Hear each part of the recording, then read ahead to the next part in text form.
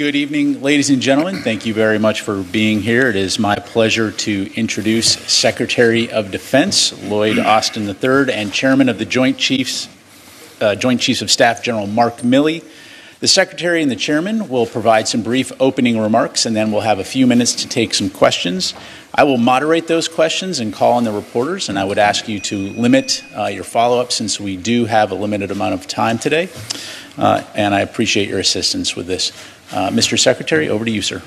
Thanks, Pat. Well, good afternoon, everyone. We've made excellent progress at our 6th meeting of the Ukraine Defense Contact Group.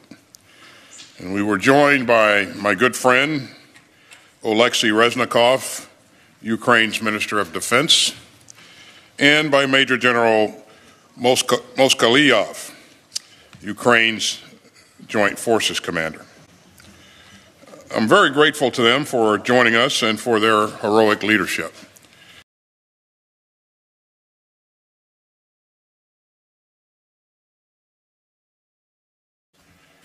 But Russia's atrocities have further united the nations of goodwill that stand with Ukraine. So we are here because rules matter, because rights matter, and because sovereignty matters. And in the past few days, Putin has given us all another grim preview of a future in which the appetites of aggressive autocrats outweigh the rights of peaceful states. Would all be less secure in a world where big powers can assault their peaceful neighbors and trample their borders by force. And the free citizens of Ukraine have an inalienable right to govern themselves and to choose their own future. These are bedrock principles, and they underpin the rules-based international order that makes us all more secure. This contact group will stay true to those values, regardless of the outcome of any individual battle, and we will not waver in our support for Ukraine's right to defend itself from Russia's imperial ambitions. Ukraine's forces have used systems like HIMARS to change the dynamics of the war that Putin started. And that's helped Ukrainian forces seize the initiative during their counteroffensive. So we'll continue to rush in the capabilities to help Ukraine in the current fight. And I commend the contact group members who have moved heaven and earth to get weapons and equipment into the hands of the Ukrainian forces. At the same time, our allies and partners are driving hard to sustain Ukraine's defenders for the long haul. As the conflict has evolved, the mission of this contact group has evolved as well. So today, the contact group underscored our shared commitment to keep on supplying Ukraine's defenders with the capability that they will need in the difficult weeks, months, and years ahead. We discussed ways to do even more to train Ukrainian forces who are making such impressive use of their new capabilities. And we pushed to galvanize our industrial bases to fire up production for the systems to defend Ukraine, even while meeting our own security needs. The leaders here built on the important progress from the September 28th meeting of our national armaments directors under the auspices of this contact group. Denmark and the UK shared updates on several Copenhagen conference initiatives, including the UK's International Donors Fund for pooling international funding for critical capabilities. And as we increase our long-term support for Ukraine, transparency and accountability remain crucial. At today's meeting, we discussed the accountability measures Ukraine is using to ensure that advanced weapons are fully tracked. We also discuss ways to work together to build on our momentum and to meet new challenges. We know that Ukraine still needs even more long-range fires and air defense systems and artillery systems, along with other crucial capabilities. And I'm grateful to our many allies and partners who have raced to meet Ukraine's self-defense needs, often pulling from their own stocks or purchasing capabilities from domestic industry. And let me especially commend Germany for its recent delivery of an Iris-T air defense system. This critical donation will help Ukraine better defend its civilians from Russian airstrikes. And Germany also recently announced that it will deliver more Mars rocket systems and howitzers. And all that shows long-term support for Ukraine's defenders. I want to also recognize several countries doing especially important work together to ramp up production on key systems and reinvigorate their industrial bases. And so Norway, Germany, and Denmark have all invested in Slovakia's homegrown production of howitzers. And that just shows how much we can do when we come together in common purpose. These initiatives and many more will help us build momentum and ensure that the future Ukrainian armed forces are capable and have the ability to sustain themselves. Now, some countries aren't in a position to offer lethal assistance, but we urge them to provide the gear that the Ukrainians need to fight in the winter. Because every contribution counts, and the members of this contact group stand united in our support for Ukraine's self-defense through any season. We stand united by our commitment to the rules-based international order that underpins global security. We stand united against the deliberate use of war and atrocity to seize territory, redraw borders, and trample the sovereign rights of peaceful states. And as President Biden has said, we stand united against the global politics of fear, coercion, and conquest. Thank you, and I'll turn it over to General Milley for his opening comments. Thanks, Secretary Austin, and thank you for your steadfast leadership. This contact group would not even be in existence without the leadership of Secretary Austin. And I also want to thank Ukrainian Minister of Defense, and especially also, who's not here, General Zaluzny, my counterpart in Ukraine, for leading the Ukrainian military in their efforts for their freedom. I maintain contact with him 2 to 3 times a week. General Cavoli, even more than that, and of course our staffs are in contact on a day-to-day basis. I also want to thank all the ministers and the chiefs of defense that were here at this meeting today, representing 50 countries. That's an incredible statement of resolve and international support for the freedom of Ukraine. And I am confident that this group will stay together for as long as it takes. Today, as Secretary pointed out, this group met for the 6th time with senior representatives from each of these countries, and it's a testament to our condemnation, collective condemnation, the international condemnation of the illegal invasion of Ukraine by Russia. This fight is not just in Ukraine's interest. It is in the global interest to protect, as the Secretary pointed out, the rules-based international order. And that is our purpose that has been given to us, the uniformed military, from our civilian leadership, which is to uphold the rules-based international order that was established some 80 years ago at the conclusion of World War II. And our end state is equally clear. It is to ensure that Ukraine remains a free, independent, sovereign nation.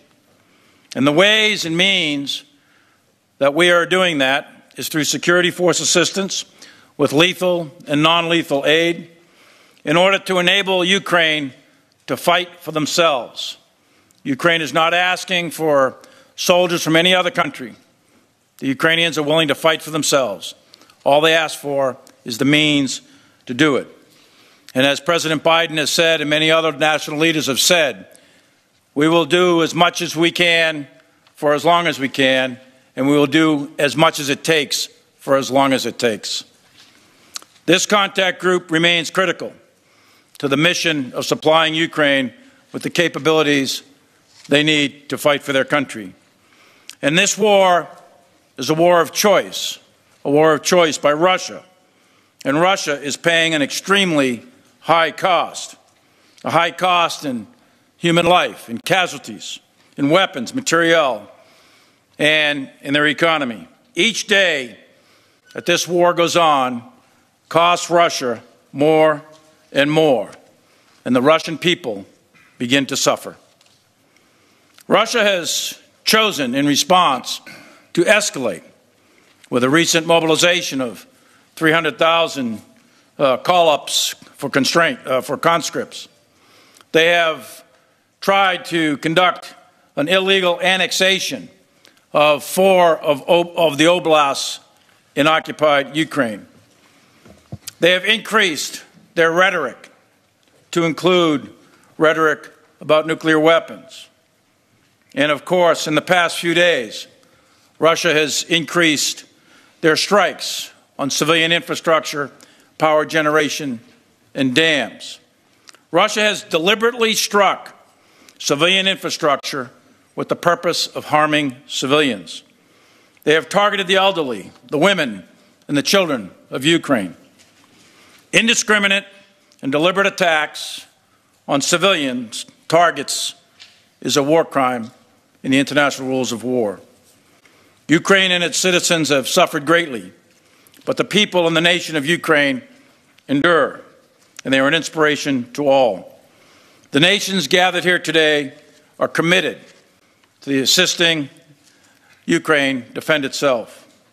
Ukraine continues to fight with bravery and honor, and the Ukraine military is making continued progress, as you see in their counteroffensives in the Donetsk, Kharkiv, Kherson, Luhansk, and elsewhere. The Ukrainian military has fought extraordinarily well, and the discussions at this contact group today were about meeting Ukraine's current needs and also supporting them in the long haul.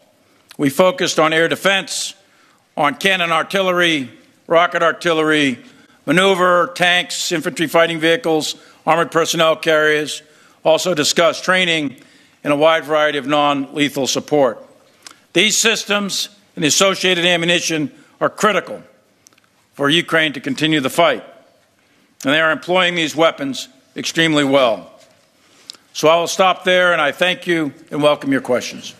Mr. Secretary, Chairman, thank you very much. Our first question will go to John Ismay, New York Times. Mr. Secretary, in your opening remarks today, you said, quote, "Our resolve to support Ukraine's defenders extends through all seasons," unquote. With winter fast approaching, do you expect the Ukrainian armed forces to continue fighting to retake their territory throughout the season until spring? Thanks, John. The battlefield remains dynamic, and winter always presents a challenge when it comes to fighting. But the international community remains united and focused and committed to doing everything that we can to help Ukraine protect its interest and defend its sovereign territory. I expect that Ukraine will continue to do everything it can throughout the winter to regain its territory and to be effective on the battlefield. And we're going to do everything we can to make sure that they have what's required to be effective. And most recently, we've seen them be very effective, both in the east and down in the south, as they've taken back quite a bit of territory from the Russians. So we can expect that type of activity will continue on through the winter. Let's go to you, Deborah Haynes, Sky News.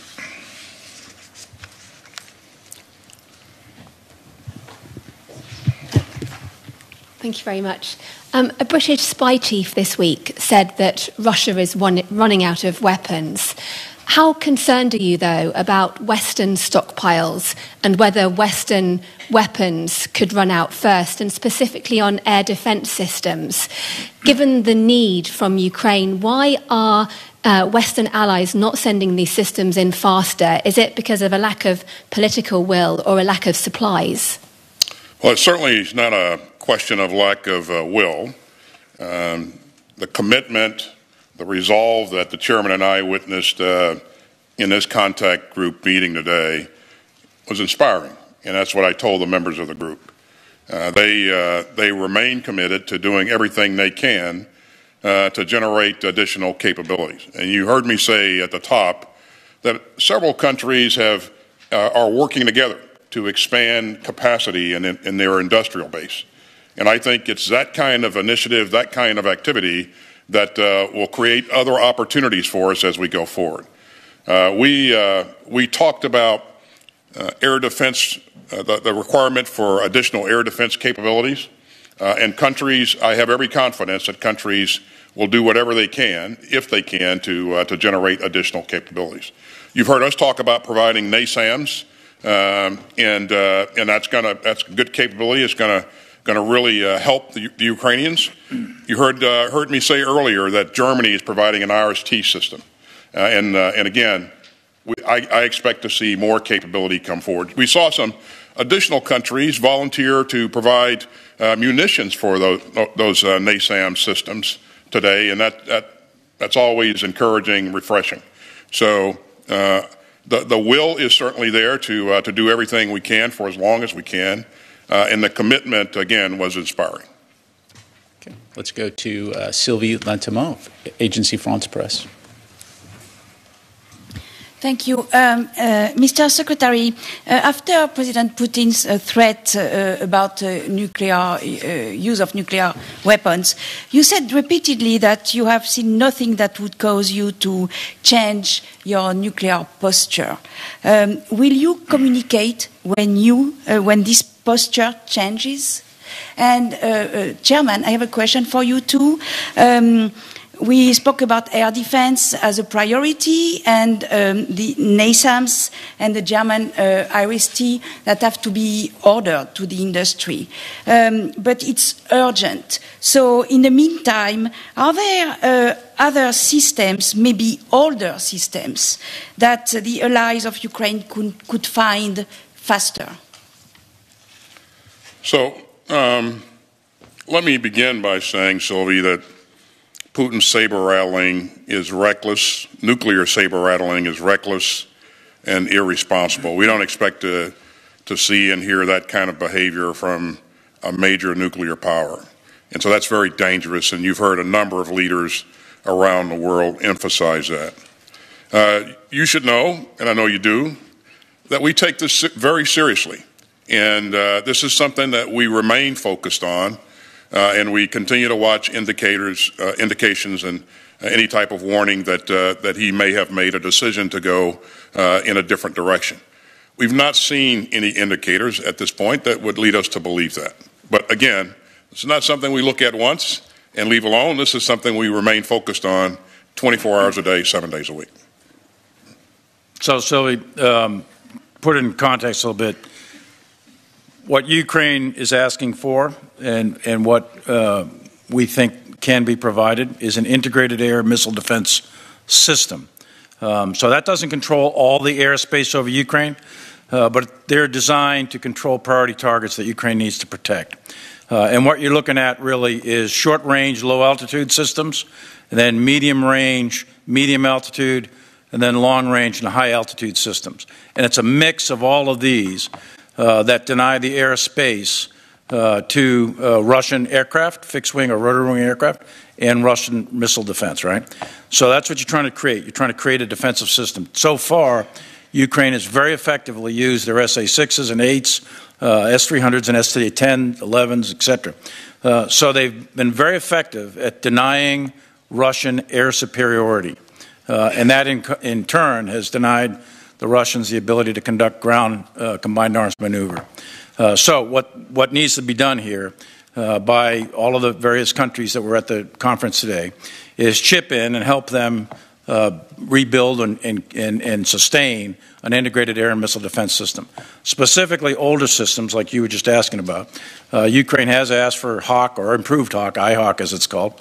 That's a medium altitude, medium range system. It's an older system, but it's quite effective. And there's other systems out there throughout the world that are available. Many countries have Patriot. Many countries have other systems. There's a whole series of Israeli systems that are quite capable. The Germans have systems, as we mentioned.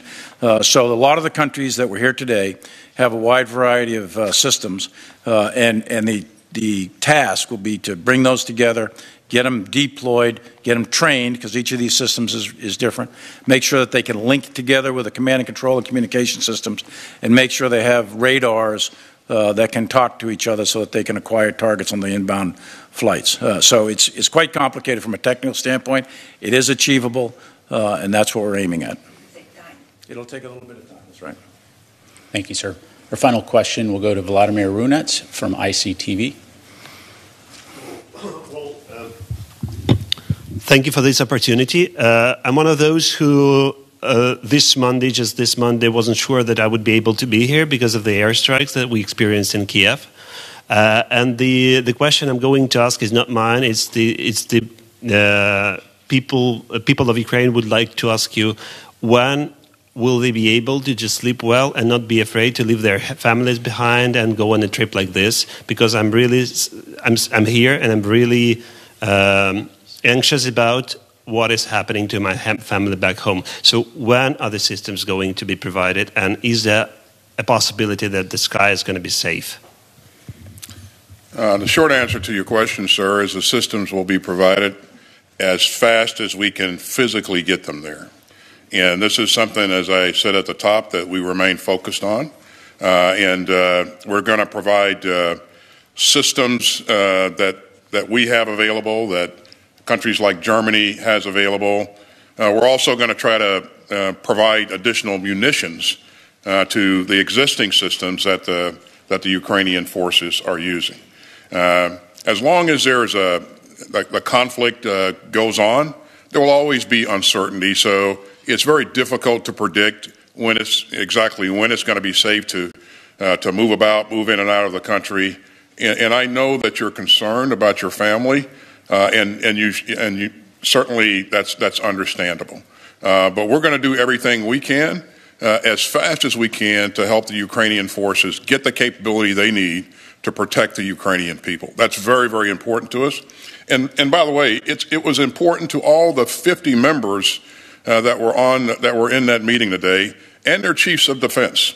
And this is, the utility of this Ukraine Defense Contact Group. I just can't. I can't overemphasize how useful this is, because it helps us to address current near-term problems and mobilize resources much faster than we otherwise would be able to. And again, I don't want to exaggerate this point, but I have to tell you that I remain impressed by the commitment of the members of the group, and for the most part. These are ministers of defense that show up to every meeting, and not surrogates. So. And what about Atacams? Sorry. I'm afraid that's all the time that we have available for today. Mr. Secretary, Chairman, thank you very much. Ladies and gentlemen, appreciate it. This concludes our press briefing.